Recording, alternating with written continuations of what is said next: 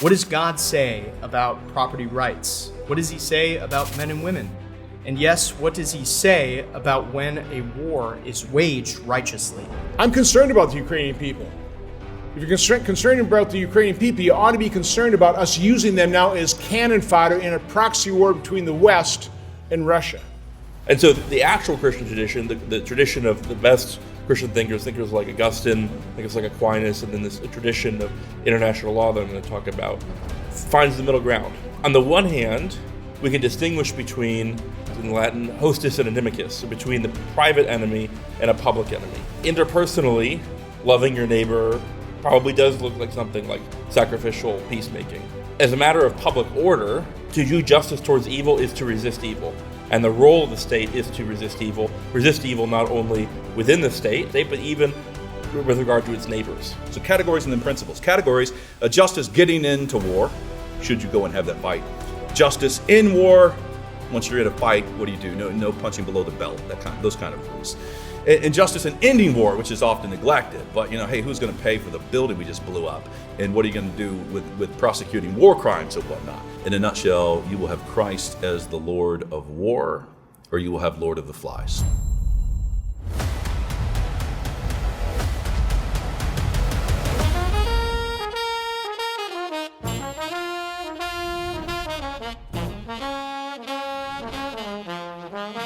I want to give a special thank you to New St. Andrews College for assisting us in putting on this event and providing a great speaker as well. I want to start off with a few thoughts about why we're doing this event before we begin.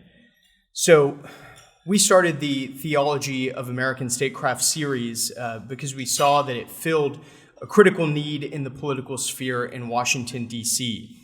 The Christian policymaking influence in this town has trended extremely woke since the election of President Donald Trump in 2016. As I'm sure many of you remember, and I'm sure as the senator remembers, they spent all of COVID-19 telling you that you needed to wear your mask to love your neighbor. They say that calling someone by their preferred pronouns is respectful, and they even advocate for reducing civil liberties like free speech and our Second Amendment rights. But the rot in our Protestant institutions goes deeper than that. It was not long ago that Protestants and evangelicals in this country were the most supportive demographic group of the disastrous war in Iraq. Many of the prominent intellectuals that we recognized as wolves in sheep's clothing in 2020, i.e., I'm talking about David French, were wreaking havoc back in 2003. Christians all over America have lost the first principles that their forefathers believed in and expounded voluminously upon. What does God say about property rights? What does he say about men and women? And yes, what does he say about when a war is waged righteously? It is our hope at American Moment that this event will be an enlightening entree to many of the young policymakers in this room and across Washington, D.C., about what God has to say about war and when it is to be fought. So thank all of you for being here, and let's go ahead and get started. I'm going to introduce our first speaker, a great American patriot, a very good friend of American Moment, the senator from the great state of Wisconsin. Please give it up for Senator Ron Johnson.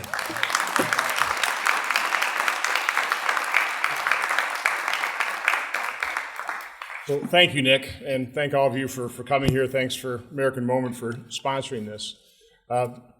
Actually made my job pretty easy. They structured in my briefing 3 questions they wanted me to answer, and so I'll just actually try and answer those questions. First one really is a federally elected official. What are my thoughts on war and diplomacy? And I mean, I really go back to our founding fathers and the fact that they warned us about foreign entanglements. I think we need to heed that type of warning. I think we did that pretty well up until we were dragged into, I suppose, First World War, but in particularly the Second World War, and we were attacked. We had to respond. We obviously had to liberate Europe, and we emerged from World War II as a world superpower. And I think an awful lot of Americans, I would say, is reluctant world superpower. So you have to start asking yourself the question, well, what should our role in the world be? Now, I've never felt that America should be the world policeman. But because we are the world superpower, where we have the capability to provide stability, where it's in our national interest to do so, I think that ought to be the focus and the overall goal of our foreign policy. For example, freedom of navigation. We maintain a Navy, hopefully not to project our offensive power, but to defensively protect freedom of navigation that has allowed the world to engage in trade and accomplish tremendous things over the last few decades. I mean, that's a worthy goal, and right now it's being threatened. China is certainly threatening it by militarizing the South China Seas. We see the Houthis attacking Western shipping. That's another story, and we'll kind of get into that. But again, my primary thought is a limited role, recognizing that we are the world superpower, that we can provide stability, and it's in our national interest to do so. I think the other thought when it comes to war and diplomacy is recognizing what Ronald Reagan taught us very succinctly, that you achieve peace through strength. I'm not quite sure how he meant that. The way I interpret that, though, is not necessarily military strength. To me, that is the last component of that. It starts with national strength, which starts with national unity. If you would have asked me a couple of years ago what is the greatest threat to our nation, I would have really parroted what Admiral Mike Mullen talked about as our debt and deficit. That's why I ran in 2010. We were mortgaging our children's future. We are exacerbating that problem right now. I mean, we haven't fixed it at all. We're making it far worse. But having said that, right now I would say that is not the greatest threat to our nation. I think it's the fact that we are horribly divided. And it was Lincoln, quoting scripture, said that a house divided against itself cannot stand. It's true. I guess I often warn people I'm not the most uplifting character because I have this compulsion to tell the truth, and right now the reality is not good. But if there's anything positive I can say, there's no reason for us to be divided this way. Not nationally, not internationally. I mean, if you think about it, in terms of human condition, what are the major goals that we as human beings share? They're universal. We want safety, we want security, we want peace. We want enough opportunity to provide for ourselves and our family, maybe for a secure retirement. Okay, those are universal goals. So why are we so horribly divided? Well, internationally, you've just got evil leaders. Let's be honest. It's not, we don't have a problem with Russian people, Chinese. We have a problem with evil leadership. But you look at it nationally, you understand that we are a naturally united country. You take a look at what happens after 9/11. Like that, we're united. So why are we so divided? Again, in terms of national politics, we have leaders, we have political groups that are purposefully dividing us. That's what identity politics is about. That's what critical race theory is about. That's this whole issue about transgenderism. Listen, America, we're the good guys. We're a compassionate people. If those that suffer from gender dysphoria, we have compassion for. Don't have a whole lot of patience or compassion for the radical left that are pushing transgenderism on our children.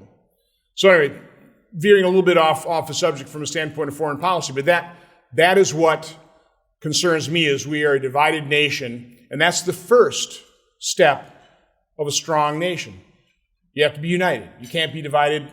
Then it becomes economic strength. A free market economy. I mean, we are a marvel of the world, historically.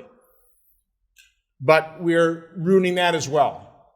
With an open border, with 40-year high inflation, with massive deficit spending, we are weakening ourselves. Just about everything. I've said this repeatedly. If you were asked to devise a strategy to destroy this nation, you'd be hard-pressed. You couldn't. You couldn't come up with a better game plan than what Biden and his Democrat allies in Congress are implementing. The open borders, 40-year high inflation, massive deficit spending, the war on fossil fuels, the embarrassing and dangerous surrender in Afghanistan. Now, I'd like to talk about Afghanistan. I'm not a supporter of the fact that we sent Tommy Frank over there, but he was there. and we spent trillions of dollars and thousands of lives lost and thousands of casualties, you don't just bug out of the region. That emboldened our enemies. But all of these actions of the Biden administration have weakened America. And when America is weak, our adversaries notice it. They take advantage of it, and the world becomes a more dangerous place. That's why the world's in flames, because America has been weakened by Democrat governance. Okay, so that's first question. Probably spent too much time on it. Have my feelings evolved? They absolutely have. Because I have more experience now. I've seen more things. My eyes have been opened up. I know how I was played as chairman and ranking member of the European Subcommittee, for example, on Ukraine. Played by the State Department. But let me back up to a moment in time that I'll move away from. 1991, I've got my foreign policy guy here, printed me out the readout between a meeting between Gorbachev and James Baker. I think it was in Berlin or Munich, whatever. It was following Glasnost and Perestroika, okay, following the collapse of the Soviet Union, the fall of the Berlin Wall. And if you read that, you'll be struck by how unbelievably cooperative and concerned they were about what America had to do to stay involved, troops in Europe, how they should be stationed part of NATO in East Berlin. Unbelievably cooperative. And you have to ask yourself the question, what happened? And that's what we need to do from a standpoint of all of our foreign entanglements and our foreign policy and our defense posture, is we need to be retrospective. We need to take a look at history and ask the question, well, what happened with our involvement in Vietnam? 58,000 Americans lost. What happened in Afghanistan? What happened in Iraq? What's happened in Ukraine? And if we take a look at that honestly, again, not that we don't have good intentions, not that Americans aren't good, but I think our policymakers have made grievous mistakes and errors. Again, the best book I read on Afghanistan was written by a couple folks in Special Operations Forces who made a very convincing case that we'd pretty well accomplished what we needed to accomplish following the attack on 9/11. We achieved retribution. Now, we didn't get Osama bin Laden, but we should have done what we did, and we should have gone home. We should have learned from history that Afghanistan is pretty much an unconquerable land. But we stayed there, spent trillions of dollars, again, the death, the casualties, and look at where we are today. The Taliban are back there. Terrorist organizations are back there. All that, quite honestly, for naught. Look at Iraq. Pretty much controlled by Iran now. But I want to spend a little bit of time on Ukraine, because that I have firsthand knowledge. I first went to Ukraine in 2011. This is when Tymoshenko, I think, had been jailed, and you're seeing the corruption of that political system. They're talking about the media oligarchs. When I heard that, by the way, the first thing I thought, well, we have media oligarchs. We just call them media billionaires. But the same control, which is, by the way, is the big threat to our democracy, is we do not have an unbiased media. We have a highly biased media, primarily infiltrated by the radical left. They are not holding both sides equally accountable. But went there in 2011, they're concerned about corruption in the wheat markets. Fast forward, I joined the Senate Foreign Relations Committee in 2013. I was the ranking member of the European Subcommittee, so you start looking at these issues. And I remember, again, I'm not a foreign policy expert. I've traveled the world in business, but I haven't got involved in diplomacy, so you're just learning these things. So you start learning about Ukraine. You have the Revolution of Dignity in February. I remember John McCain doing a Codel to speak at the Maidan. And Senator Murphy was the chairman of the committee. So he pretty well forced himself on that Codel, and he spoke at the Maidan. I didn't go. Quite honestly, I'm glad I didn't. Because now as you unravel the history of that and you realize that Victoria Nuland was just so proud of spending $5 billion to help foment that revolution that, as a ranking member or as chairman of the committee, you're getting played by the State Department. They don't talk about all the internal divisions of the ultra-nationalists, about the neo-Nazis, of the stark division within Ukraine before Russia invaded the East and Crimea, that those regions probably wanted to be ruled by Russia. They don't tell you about those things. Look at the result. $5 billion spent to depose a not perfect democratic elections. I don't think ours are either. But depose somebody that obviously was friendly to Putin. Putin didn't have a problem there. Putin wasn't taking over Crimea or eastern Ukraine. There wasn't war being waged between Russia and Ukraine. But once deposed, even though Russia was pretty well guaranteed, assured by James Baker that we were going to move NATO 1 inch to the east. Didn't exactly say that, but that was certainly the implication. And now we've moved it hundreds of miles. Now we're threatening to make Ukraine part of NATO. I mean, that's poking a stick in the eye of the bear a little bit too much. And you have to look at the result. I'm concerned about the Ukrainian people. If you're concerned about the Ukrainian people, you ought to be concerned about us using them now as cannon fodder in a proxy war between the West and Russia. I've been saying now for well over a year, Vladimir Putin will not lose in Ukraine.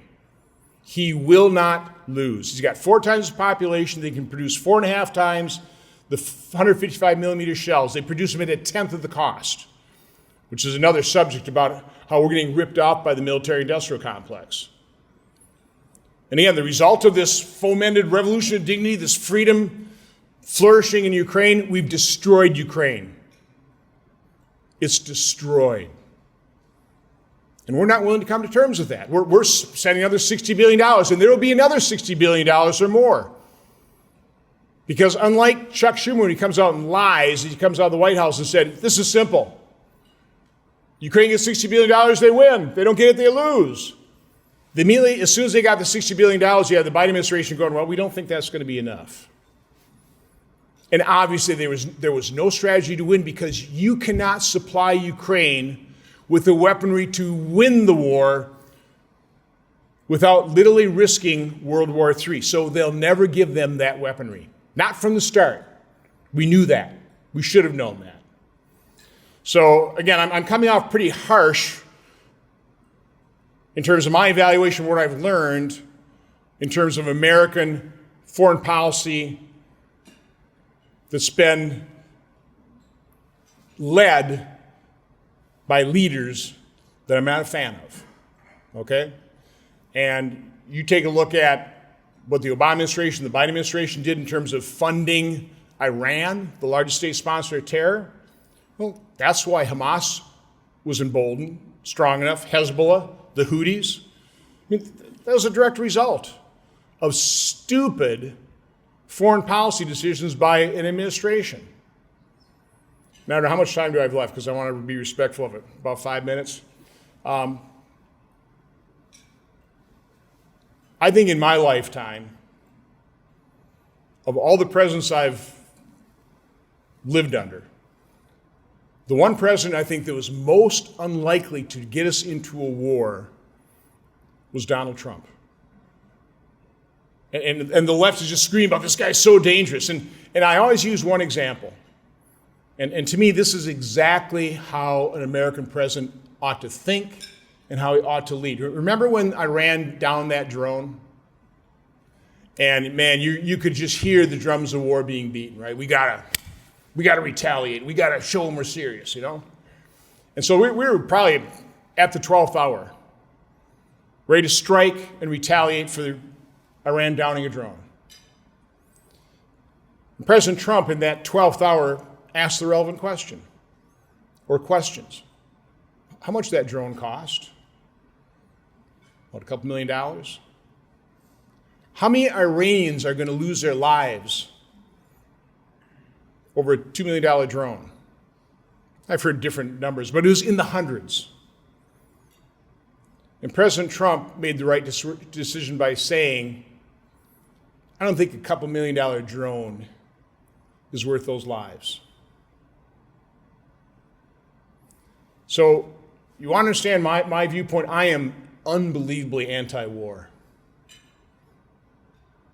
I'm glad I've never yet voted for an authorization for use of military force.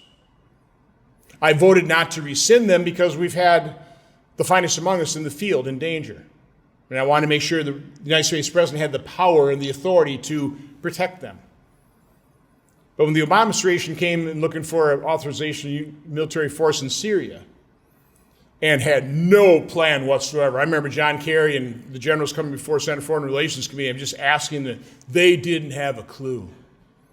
There was no way I was going to vote to authorize that group of Keystone cops. That's what we have right now for running our foreign policy. Obama's Secretary of Defense is right about Joe Biden. He's been wrong on every major foreign policy issue for the last 40 years. His string remains unbroken. But no, I think the first responsibility of an American president is to defend our nation, our homeland, and do everything he or she can do to keep us out of war. And again, where it's in our national interest, where we have the capability of providing security, we should. Again, we are the good guys. We want to see people around the world prosper. We want to see people live in peace and safety and security. And I think the best way we can lead, utilize our prosperity, utilize our superpower status, is not sending warships, not plussing up our military budget, but understanding what really made this country great, which is what I always say is the one essential ingredient, freedom. It's what has allowed all of our forebears. It's what allows us. It's what will allow our children, grandchildren, if we don't destroy this country beforehand, to dream and aspire and build and create this marvel of a country. We want that for the rest of the world. So let's use that example. Let's promote those principles. I think we would do a far better job at influencing the world in a positive way. I mean, look at how China does it. I mean, China is not a particularly warlike nation. Now, I'm highly concerned about how much they're spending militarily. I don't know how much of that is a reaction to what we do. But from a standpoint of dollars well spent, I mean, their Belt and Road Initiative, I mean, that's brilliant. We can't afford to do it because we're spending close to $900 billion getting ripped off by the military-industrial complex. I'll end on this note, because I brought that up. Walter Isaacson wrote a great book on Elon Musk. Interesting character. But one thing I really liked about that book is Elon Musk has something he calls an idiot index. And you take a look at a manufactured product and you go, okay, what's the cost of raw material? How much do I have to pay for that? Divide those two and that gives you an idiot index. My guess is what we pay for things through our military industrial complex, the idiot index is off the charts. And we can't afford that. We can't afford that. But we also can't afford to be a warlike nation, engaging in endless wars, trying to project military power, when what we should be projecting is the goodness of the American people and the principles that made this country great. With that, again, thanks for the opportunity.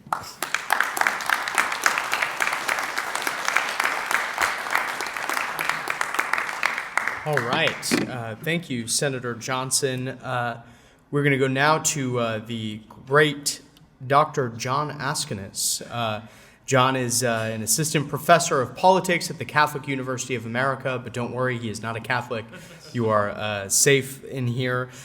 He works on the connections between the Republican tradition, technology, and national security. He is currently working on 2 books, A Muse of Fire, Why the U.S. Military Forgets What It Learns in War, on what happens to wartime innovations when the war is over, and The Shot in the Dark, A History of the U.S. Army Asymmetric Warfare Group, the first comprehensive overview of a unit that helped the Army adapt to the post-9/11 era of counterinsurgency and global power competition. Everyone, please give it up for Dr. Jon Askonas.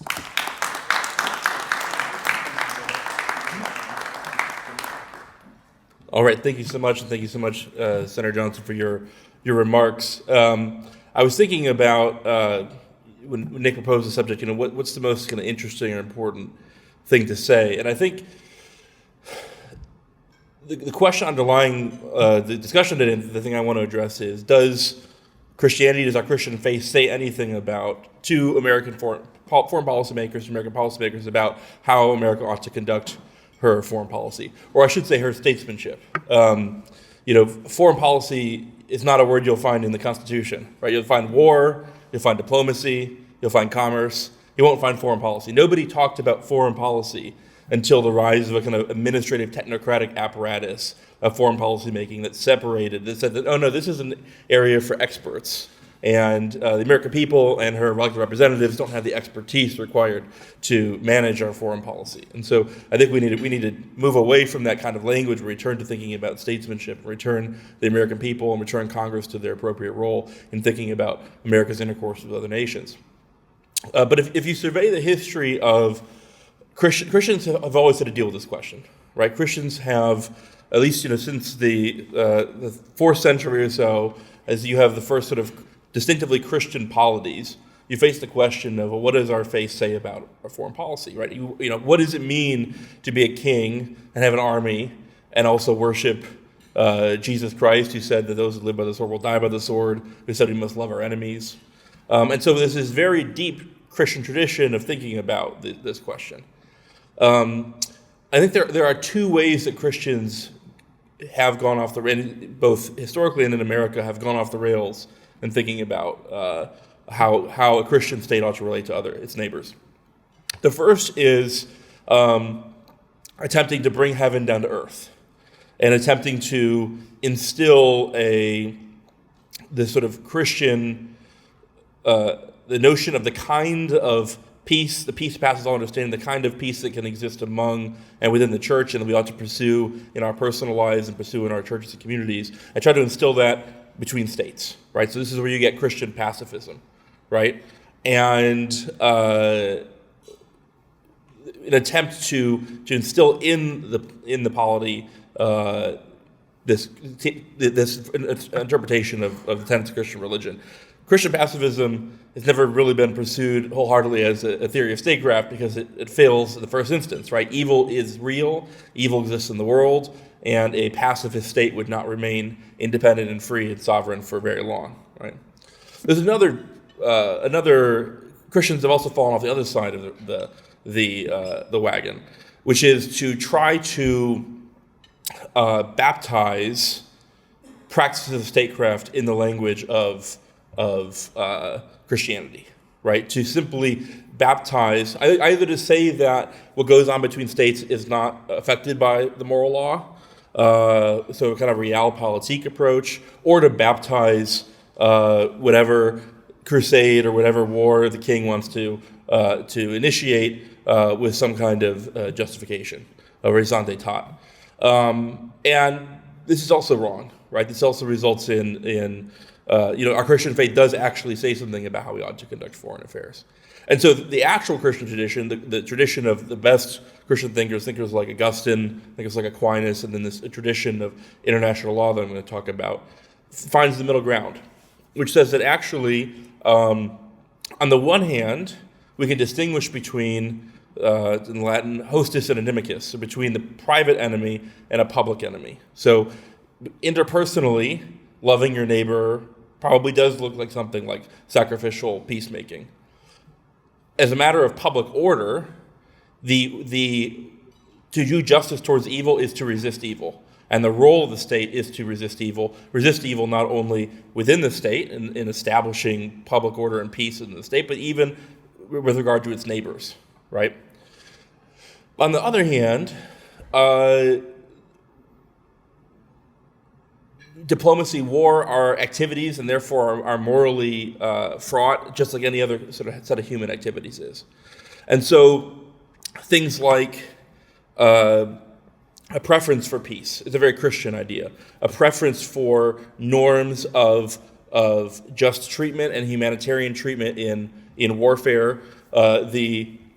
Even down to things like, almost everything we think of as part of human rights, as part of international law, has a specifically Christian origin. even down to things like the presumptive treatment of non-combatants or of wounded combatants, right? Like, the first military orders are like, we get the word hospital from the hospital orders of the Crusades, right? And so all of these elements of people who thought over the centuries about how our faith should infuse our actions in wartime are part of this tradition. And that's a tradition that is a very home in America as well, right? So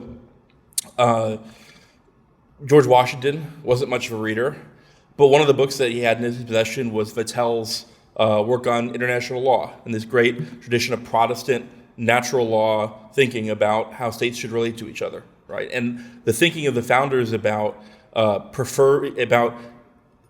learning from, by their understanding, the conflict in the coercive power underlying European statecraft and seeking a different kind of international relations in the New World was deeply shaped by this tradition, right?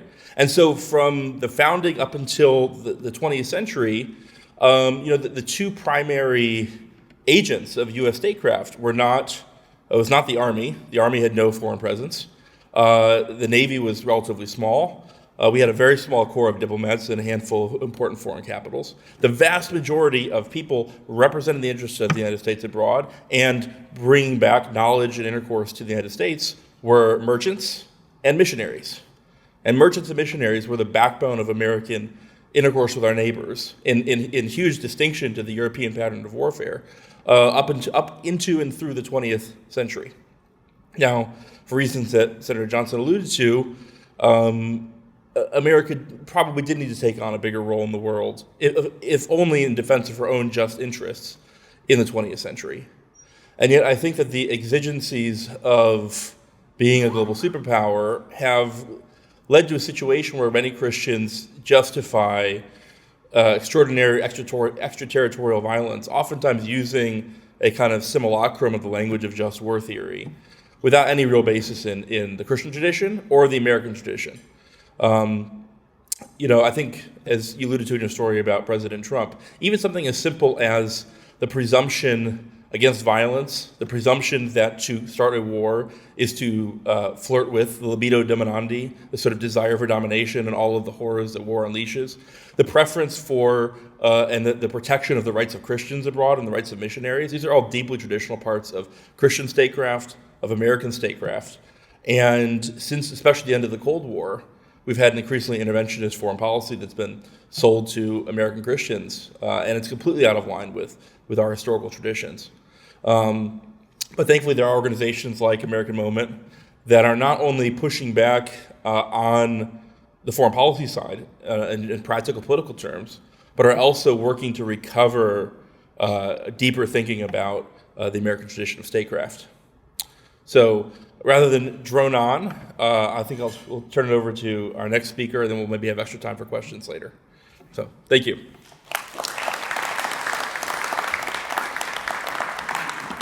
Thank you very much, John. And now I'm going to turn it over to the great Pastor Jared Longshore, all the way from Moscow, Idaho. Everyone give it up for Pastor Longshore.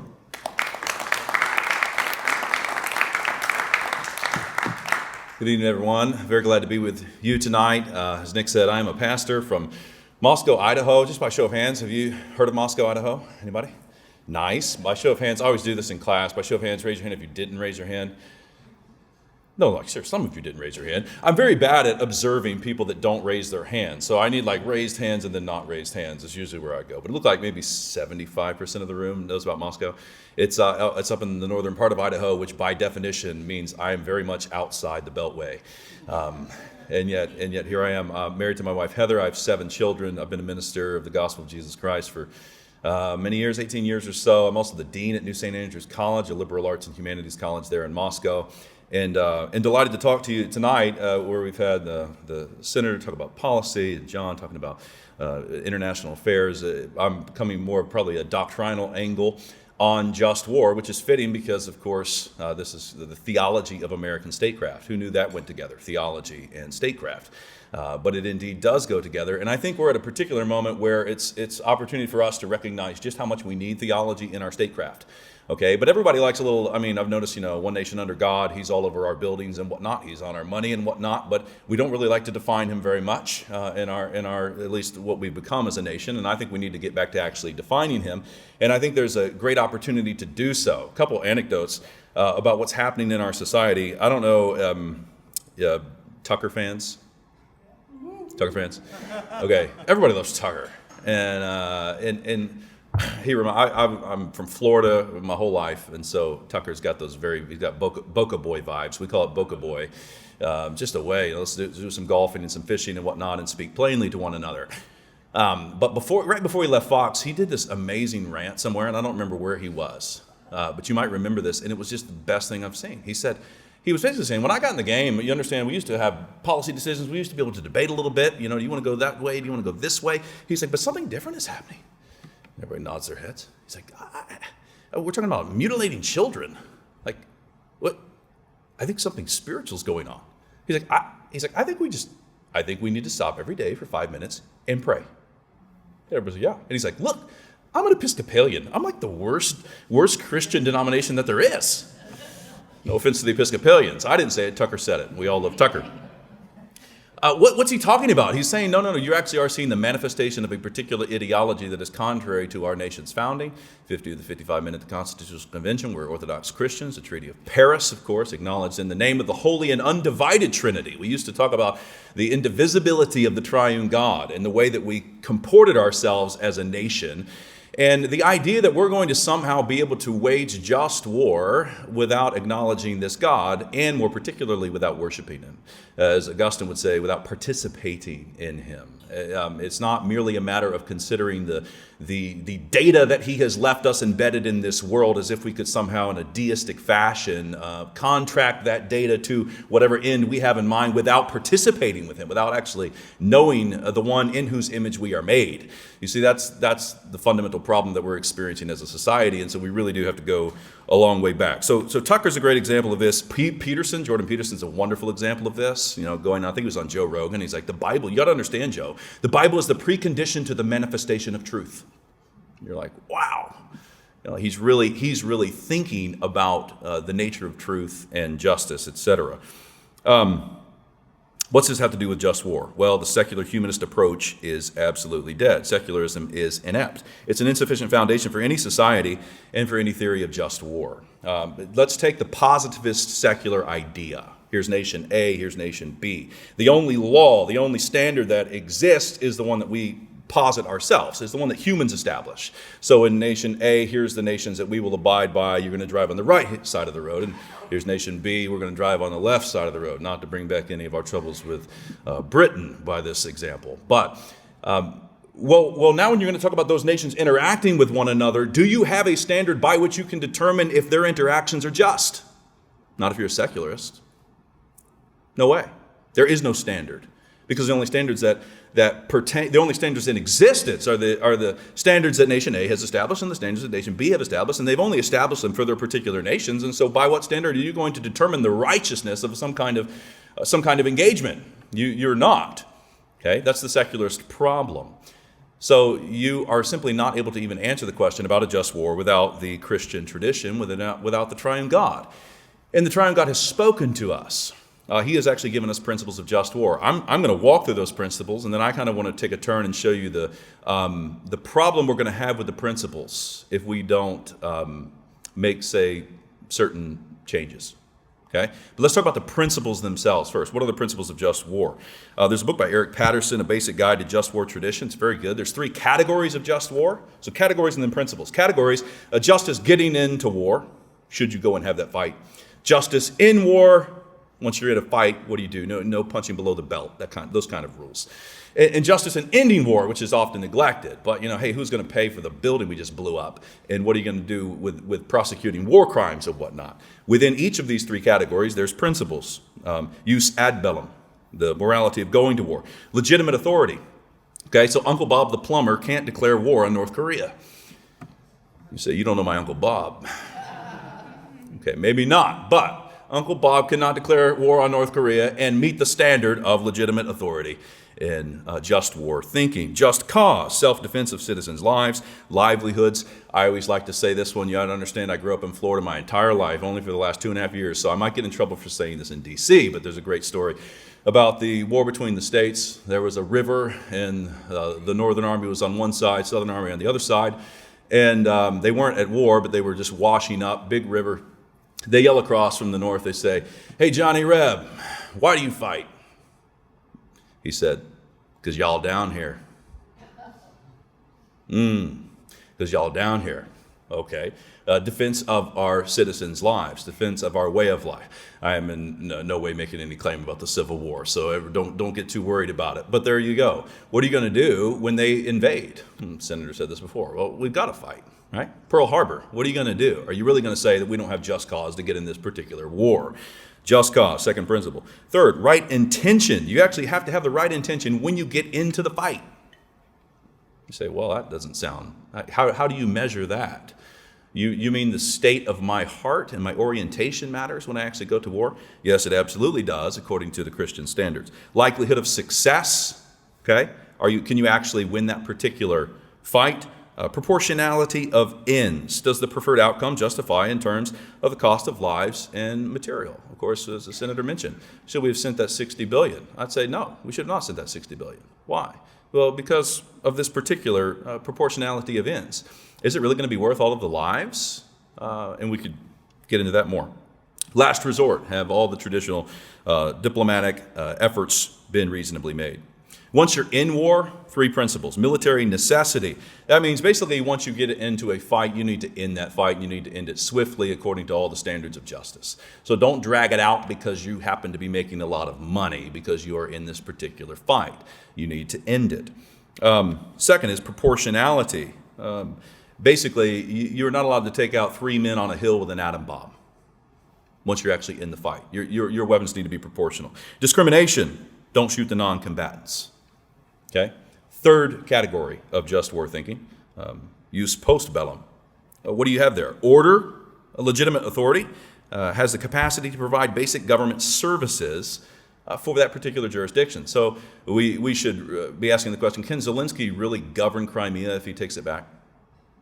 Can he really? Does he have the resources at his disposal? And as the senator said, well, yeah, because we'll send him another $60 billion. But that's a different question. Can you really actually provide the services necessary on the back end of this thing? Justice, and that's how are we going to actually prosecute war crimes and whatnot? Restitution principles. And then conciliation, which I say is the equivalent of buying the other guy a beer when you're done. So some kind of treaty, some kind of public acknowledgement of the state of affairs and how we're going to move forward. There's a quick snapshot of the principles of just war. Now, here's the kicker. If you are honest with yourself, you cannot determine whether the war in the back seat, that fast food fight with McDonald's between the kids in the minivan is just or not. You found that you actually can't figure out, was that a proportional response because he threw 3 French fries at me and I threw my milkshake back at him? And there you are, dad or mom in the car saying, was there a legitimate authority that declared this particular fight? Right?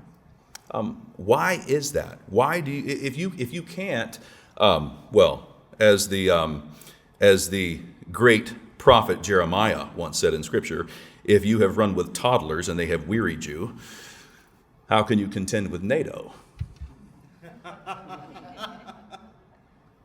Really? No, let's be honest for a moment.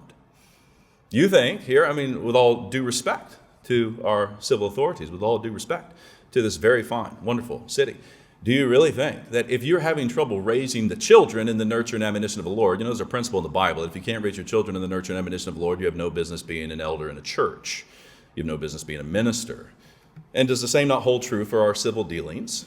If you can't adjudicate the food fight in the back of the minivan, how in the world are you going to be able to deal with justice concerning the advancement of NATO across Europe? So, what's my main point? Where do those just principles come from? Now,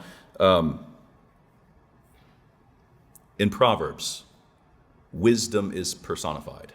Wisdom is speaking. Wisdom says, by me, kings reign.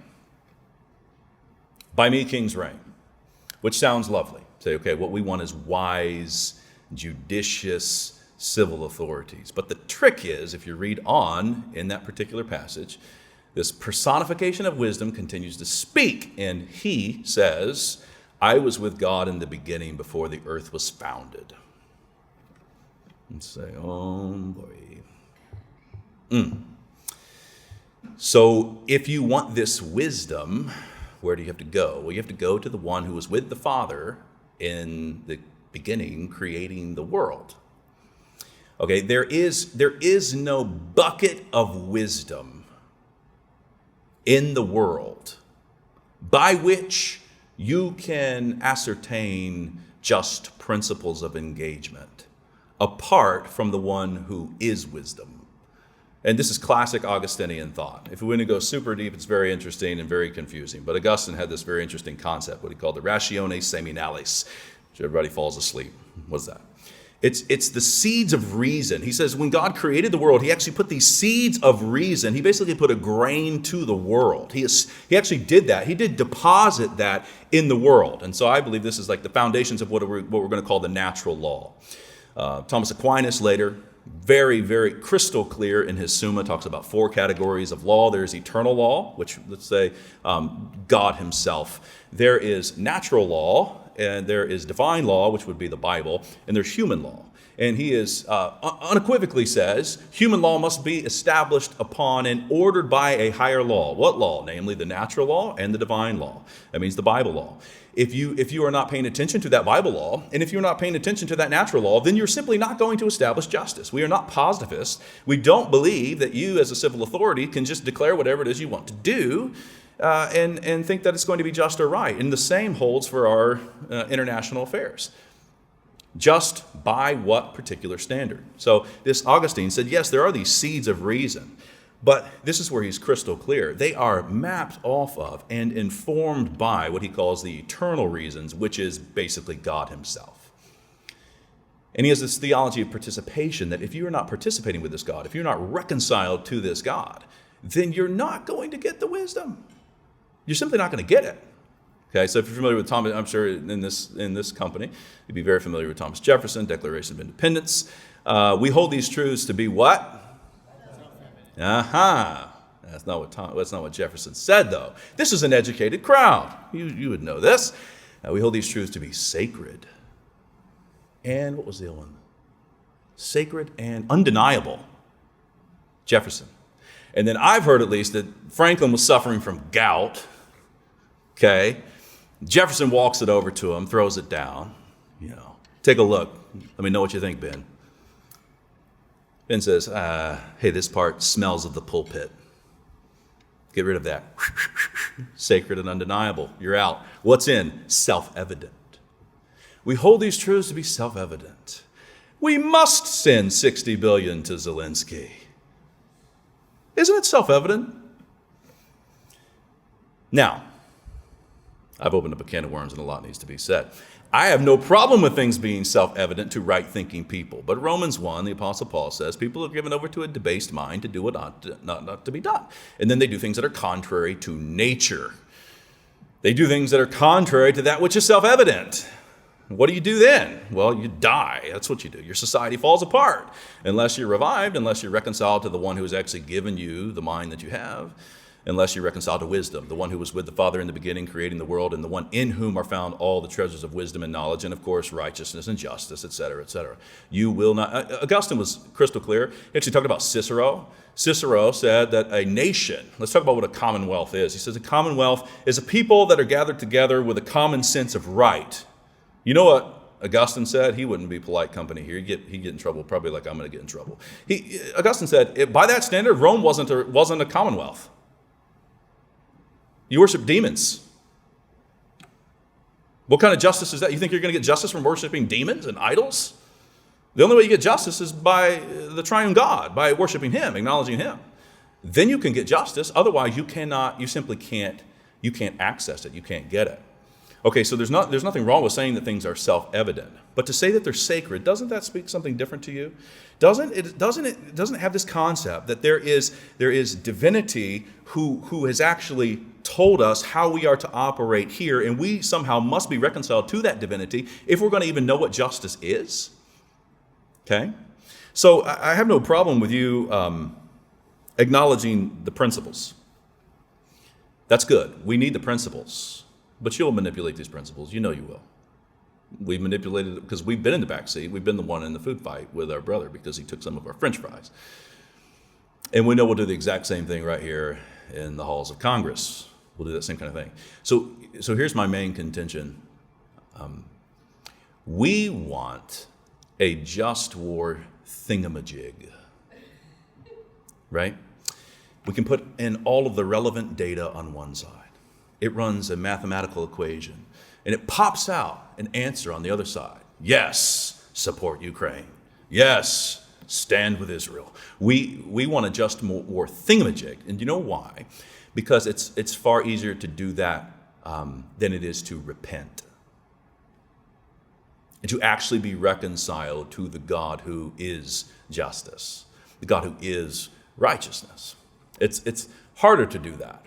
So we say, God, we would like to keep our lusts, but we'd also like to comport ourselves justly on the battlefield.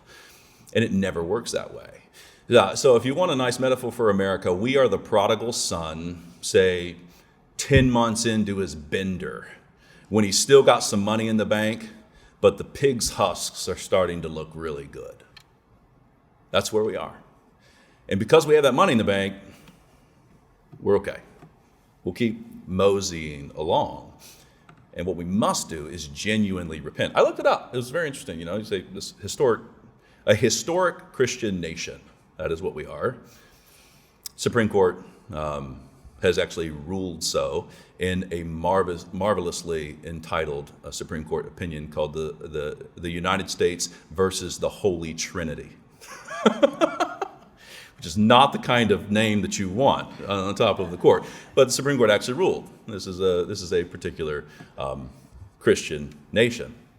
And so what we must do is actually be reconciled to that God through his son, Jesus Christ. There's simply no other way to comport ourselves justly in our dealings in this nation, and there's no way to comport ourselves justly in our international affairs. So I looked up our Congress. I think it's like 85% Christian. It's all there. It's all quite public. Vast majority Protestant. There it is. And what we need to do is what Tucker said. Tucker got it right. When we stop, pray. And for a very active, practical people, I'm a very practical person myself, I commend to you the practicality of worshiping the triune God on Sunday. The practicality of it. The actual intercession, going before the Lord and saying, Lord, can you give me this kind of wisdom? Okay, so you can call it pedantic if you want, and you can call it silly if you want, but I love the story of King David. I have no idea how long I've gone, Nick, so pardon me. We'll go Q&A. This is my last. I'll close with this. What did King Saul do in the Bible? King Saul was constantly, he was tall, he was handsome, he was the right guy, he was hiding among the baggage, he was scared to death. He did not inquire of the Lord, but he was always trying to be shrewd and make good decisions, and he destroyed himself. Okay? That's that great thing where he tells all the necromancers to leave, he bans them, and then he goes and tries to find a necromancer to bring Samuel up from the grave. It's just a wonderful story. He's scared to death. What does David do? Well, there's some kind of threat to the Commonwealth, and David says, God, should I fight? God says, yes, go up, you'll win. And he does. Another threat to the Commonwealth. God, should I fight? Nope, don't fight this one. He doesn't. It turns out well for him. God, should I go up and fight? Actually, one time he says, well, do it in a minute, but hide in the bushes for a moment, and when you hear them marching atop the balsam trees, then go forth to war, which he does, and he wins. Sacred, divine, a standard that is outside of the world by which we are to comport ourselves in this life. And that standard ultimately is the Lord Jesus Christ. And we must call him Lord. In a nutshell, you will have Christ as the Lord of war, or you will have Lord of the flies. Thanks so much.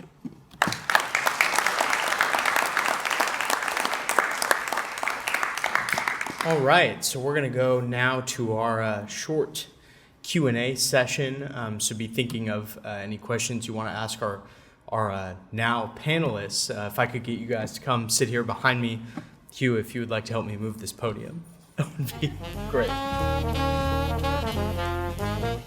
If you're listening to this, you're almost certainly a highly sophisticated news consumer, but even the most dogged of DC politicos need a news aggregator to help them out. We're big fans of Upward News here at American Moment. Ari David has actually been a previous guest on this show. We highly recommend you check out that episode. But Upward.news is a way that our team keeps in touch with all of the crazy news stories going on around the world. Your Twitter feed is not necessarily 100% reliable to get a proper cross-section of everything going on that matters. Upward News is a fantastic young media startup that is really putting together fantastic newsletters and social media content that helps people digest the news, especially if you're tired of being on the phone with your parents and explaining news stories to them multiple times a week because you're the politico in the family. I highly recommend encouraging them to follow Upward.news. They do a free 5-minute daily email that you can sign up for at readupward.com, or even better, www.ihatefakenews.com.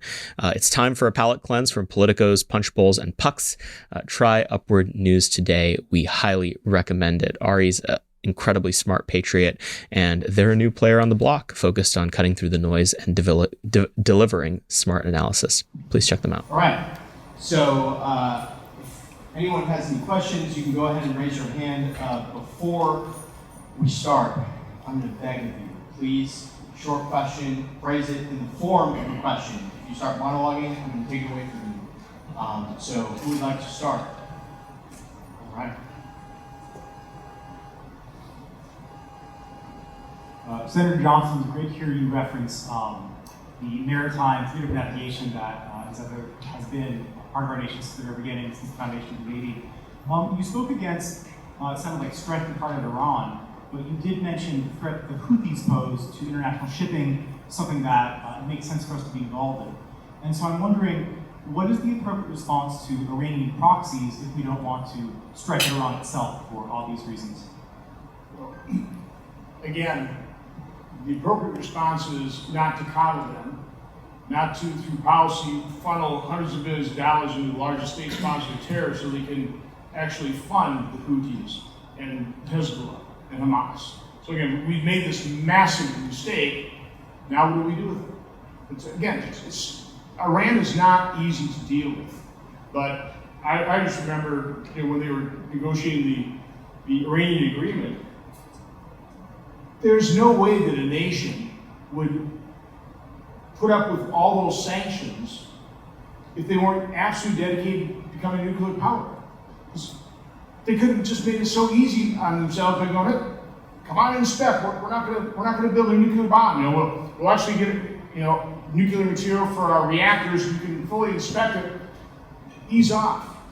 So it's just a fantasy on the part of the Obama administration and the Biden administration, like you could deal with Iran, just not recognizing reality. That's a big problem in Washington, D.C., is the simple denial of reality. And that's what we're facing right now in Ukraine. Same thing. So again, like Schumer said, get $6 billion, we win. If not, they lose. They have no capacity to win. All right. Who's up next?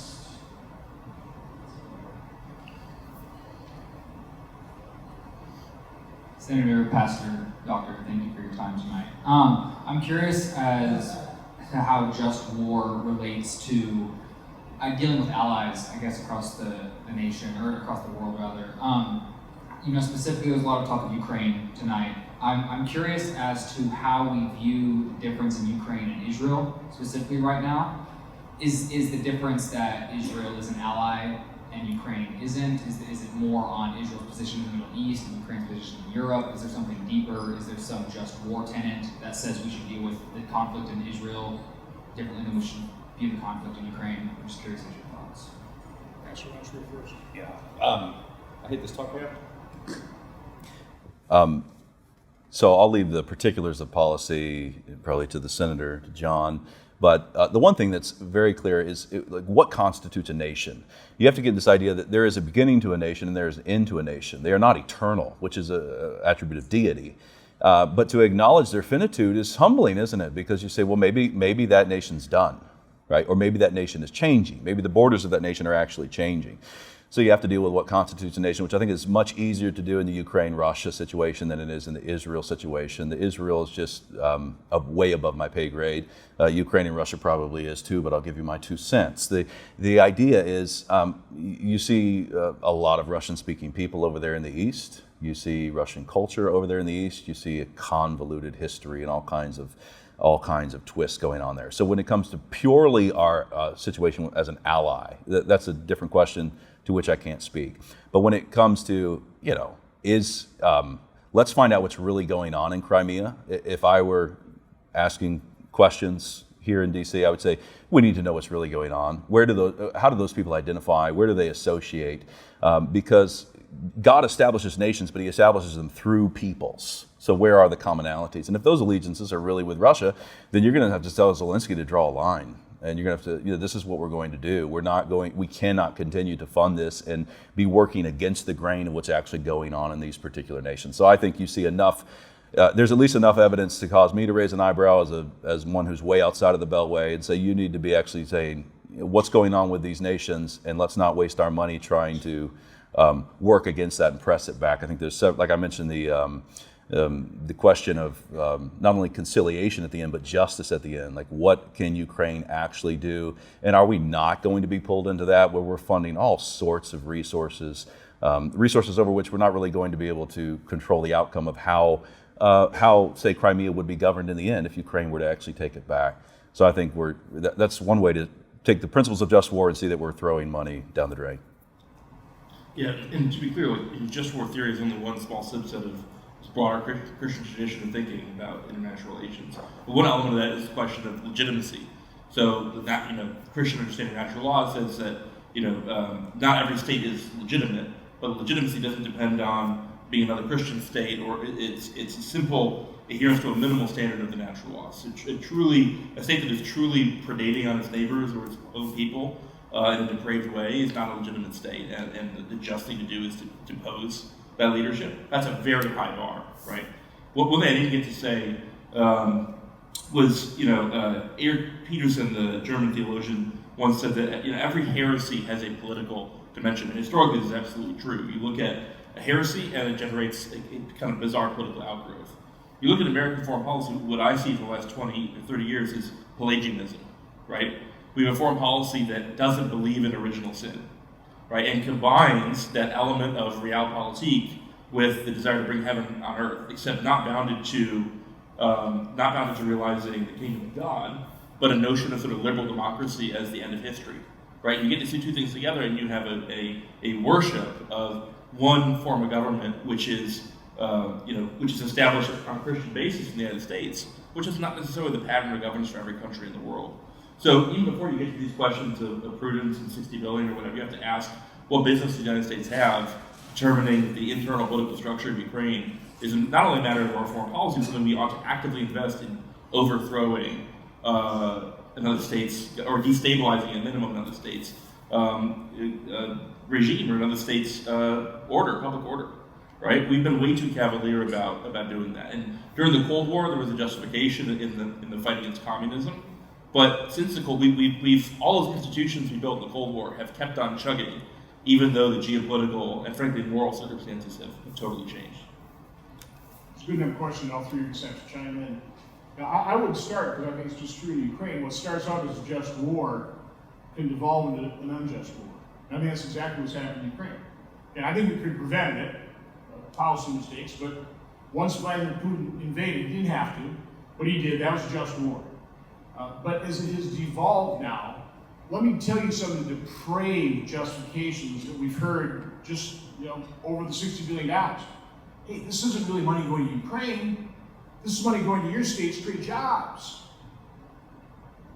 Or the goal of the conflict now isn't to restore the land and maintain freedom for Ukrainians. Let's degrade the Russian military capability, which we're not doing, by the way. We're building it up.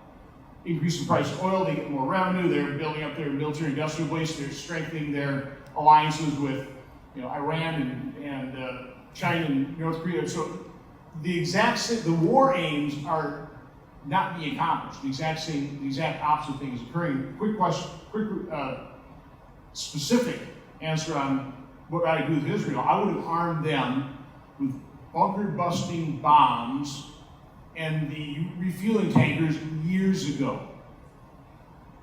Say, hey, Iran, these people will act because you're an existential threat to Israel. You keep talking about it, so you better be put on notice. Again, you're trying to prevent war by very visibly providing a deterrent. But I would say the war in Israel now is entirely justified. And they've been, how long have they endured missiles being fired at their cities?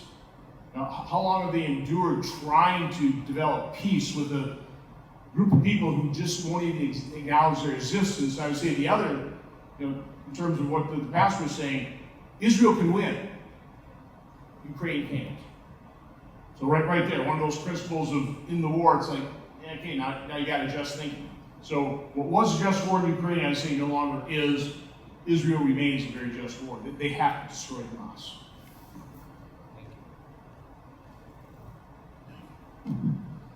Thanks. I found the concept of justice very interesting. I'm going to try and make my question a little broader than that. But we talked about going into war, being in war, after war, and then you have this sort of thorny question about what do you do when you're not at war? As we sort of are not at war right now, and we also are in a sense perpetually at war. We have been for a number of decades, but we're not in any kind of major conflict with a major power.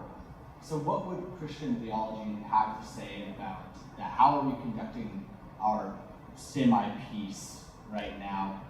Thinking about defense expenditures, our force posture globally. Are we conducting a good peace? Should we call it peace? How do we think about all of that? Yeah, the trick is you have the question of just war between two nations, nation A, nation B. They're in a fight. Is there justice on the side of nation A or nation B and whatnot? And then you have nation C. Even if it is a just war, should we get involved? That's really the place that the United States of America is at. And we're just remarkably, remarkably wealthy and remarkably powerful.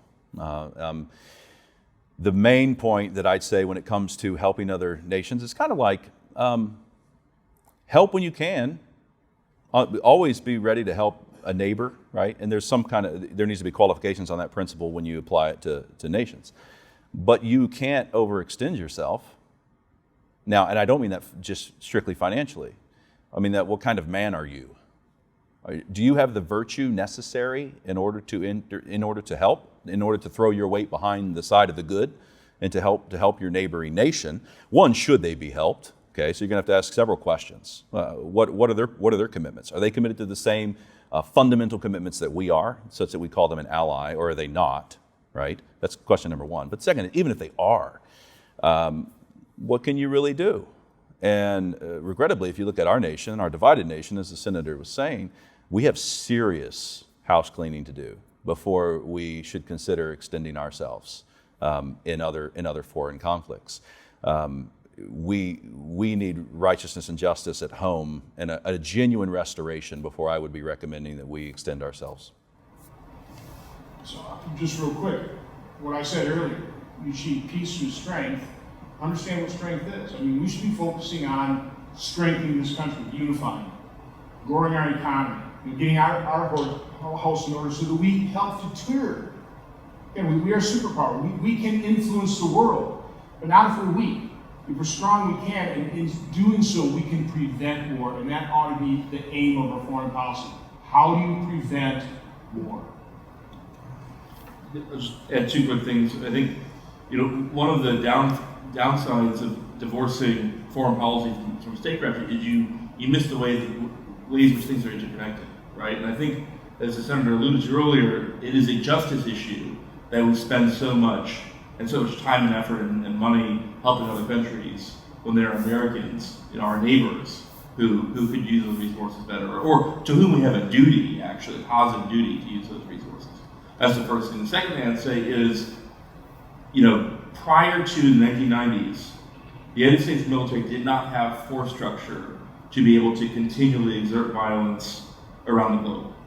It was something people, Second Hawks complained about, right? Well, we've built that force structure now. And I do think that there is something morally degrading about the simple willingness to exercise a kind of steady drumbeat of mowing the lawn, as people say, in our use of violence abroad. And I think, frankly, it's one of the sources of growing conflict in the world.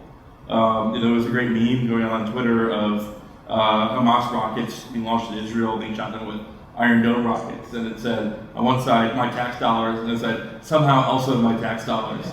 I think what we've seen in the last 20 years is this kind of micromanagerial approach to managing violence, and it's creating these feedback loops of more and more violence.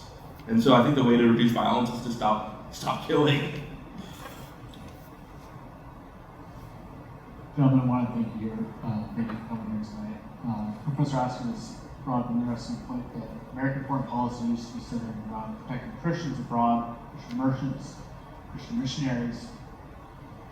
Some have made the argument in Ukraine that it's good that American money has gone to Ukraine so that European nations don't rearm. And it, in some sense, might preserve a longer peace in Europe if Europe remains demilitarized. I'm not sure I buy that argument, but I want to pose a question to you.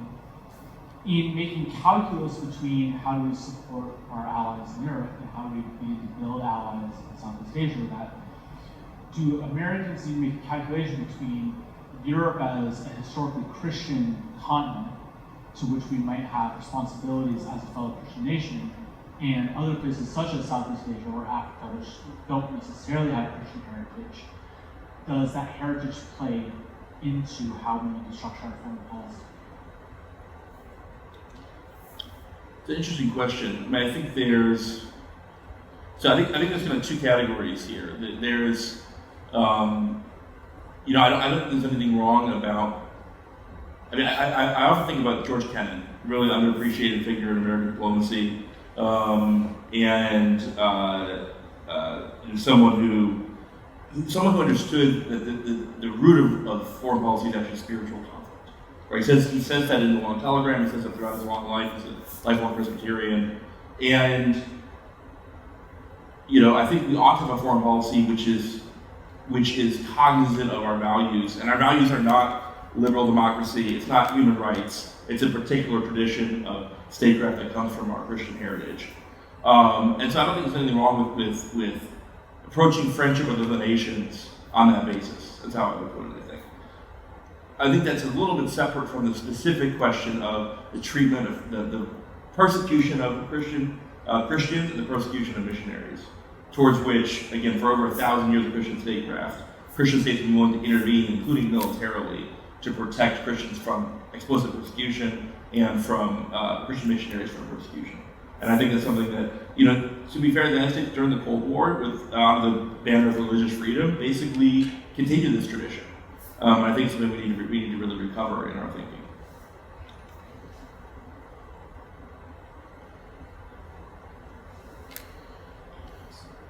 So, a couple premises and a question. So one, my sense is that a lot of the reason that people got so ginned up about the Russian-Ukraine conflict is that what we saw with Russia was something close to an old-style conquest. They have their justification, but ultimately, they see the land, they think they can take it, and so they attempt to do so.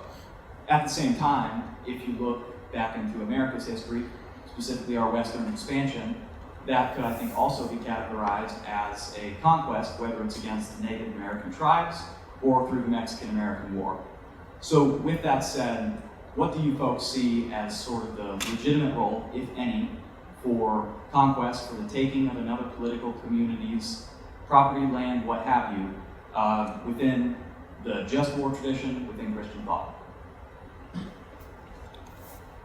Well, so historically, how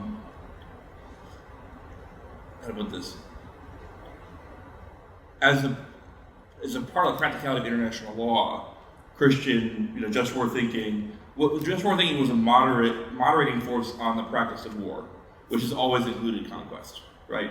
And so the goal was not, and I have to say, for something that was not enforced by any kind of central body, it was remarkably successful at pushing down. Conquest steadily diminished in European politics throughout the medieval period and into the early modern period. Conquest in the sense that you're talking about it. So I think that that's an achievement. I think that given the scale of destruction caused by modern warfare, it's hard to justify. Most wars of conquest are actually not that violent in terms of the number of people that actually die. I think that the scale of modern warfare raises additional questions of justice. It's impossible not to have a massively destructive modern war. In addition, wouldn't say the American West was empty, but it was pretty empty from a population density standpoint. I think there's a different question, going to questions of proportionality about kind of natural expansion due to demographic pressure and actually like going to attempt to take a highly populated area. But that being said, this is also a moot point because since the end of the Second World War, almost every country in the world has signed the UN Charter. So it's a treaty that we've all agreed to, and the terms of it basically forbid wars of conquest.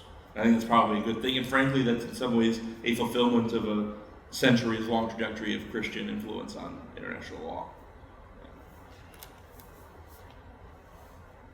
Right. One last question. Anybody? I know you heard one. Oh, Hank. All right.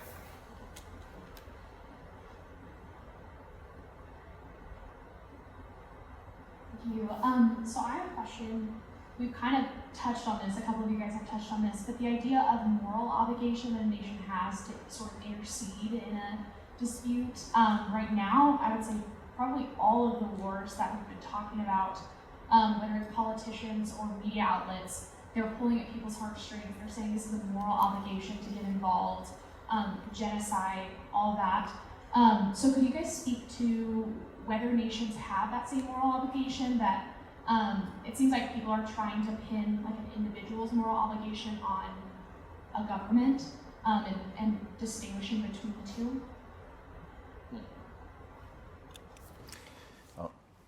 I think there's definitely discontinuity between an individual and a nation. You have to think about those civil authorities, legitimate authority, that just war principle. You need a legitimate authority to declare war. You need a legitimate authority to say we're going to throw our weight. We're morally obligated to enter into this conflict between nation A and nation B. And that civil authority needs to make that declaration and consider that moral obligation in relationship to the other moral obligations incumbent upon him. Okay? How is he executing justice in his own land? Because that is his primary responsibility. Okay? And if you want to get pretty wild, even in the old Westminster, so for the Presbyterians, the old Westminster Confession of Faith said that civil magistrate had certain duties and obligations to the Church of Jesus Christ, the Church of the Living God. Even in the American version, the Presbyterians in America said that there was a duty incumbent upon civil magistrates to protect the church, and that would be the milder form. And so I would just posit that as one duty that a civil magistrate should be considering. How are you doing at that, would be my first question. How are you doing at executing justice in your particular society, right? Do you understand what justice is, and are you executing that justice? So I would not say, it's not my position that there's absolutely no moral obligation incumbent upon a nation to assist other nations that are suffering and experiencing tyranny. I don't think anybody wants to go all the way to say they have no moral obligation whatsoever, right? I mean, if Hitler's running his way, if Hitler's conquering the world, we're gonna step in. But it must be weighed in relationship to those primary central duties. Romans 13 in Scripture, what's the civil magistrate's duty? He's a minister of God to execute justice on the wrongdoer, and he has to do that first. If he's not doing that, he can't meet that other obligation. I see it's also very relative. If you look at, what Clausewitz taught me is, war, politics is just war in a different part of the spectrum. And so kind of depending on how outrageous the moral harm is, you kind of calibrate, well, what's your response? And I think we did know about the Holocaust and just covered it up for whatever reason. But if the world knows about the Holocaust, I think you have a moral obligation to go in there and use all necessary means to end it. Something short of that, well, what kind of diplomacy? What kind of sanctions? What can you do in terms of your diplomacy and your alliances to again isolate that the wrongdoer. So again, it's all relative. How bad is the moral harm versus what type of warfare within that spectrum, from politics to outright bloody war. What can you employ? The only thing I add to that is, I think a serious just war understanding of humanitarian intervention in the Christian tradition focuses on the humanitarian, right? Our humanitarian interventions have a way of fulfilling certain goals of various factions in DC foreign policy, right? They're not actually humanitarian interventions. The best example of this is Libya, right? Where we have this authorization to supposedly protect against this genocide in Benghazi, and the way we do it is by destroying the military and helping our erstwhile allies topple the Gaddafi regime. Right? It's not actually humanitarian intervention. So, if it comes to it as a matter of last resort, you should be looking at things like humanitarian corridors, refugee camps, like actually attempting to protect humans on the ground, as opposed to using this as a for military objective by other means. By the way, let me just quick add. One of the problems we have with giving the executive and president so much power when it comes to waging war, engaging in war, deciding that without congressional approval. First of all, I think Congress is just dodging its constitutional authority and responsibility to do that. But if we were doing it the way I think our founders contemplated this, where foreign attendance would be pretty rare and you need authorization from Congress, the relative moral harm and the relative response would be carried out in a more deliberate process, with we the people being involved through your elected representatives versus kind of one guy making decisions for all of us, and that's problematic. Can I get a round of applause for our fantastic speakers? Thank you all very much. That concludes the programming for this evening. So thank you all very much for coming and enjoying this time of fellowship together. We do have this room for another 30 minutes, so feel free to hang out, talk to one another about what you've just learned, argue, whatever it is you guys are going to do. I will say that, Pastor Longshore doesn't make it to DC very often, and he has graciously offered to hang out with a bunch of you. I believe we're going to be going to Shelley's back room to smoke some cigars. So if any of you would like to chat about this further, Jared Longshore, I'm not sure if he has an early flight tomorrow or not, but he's here to hang out. So we will go do that. So if you want to go to that, just stick around while we tidy up, and we will arrange some rides over there. Thank you very much, and please give another round of applause for our speakers.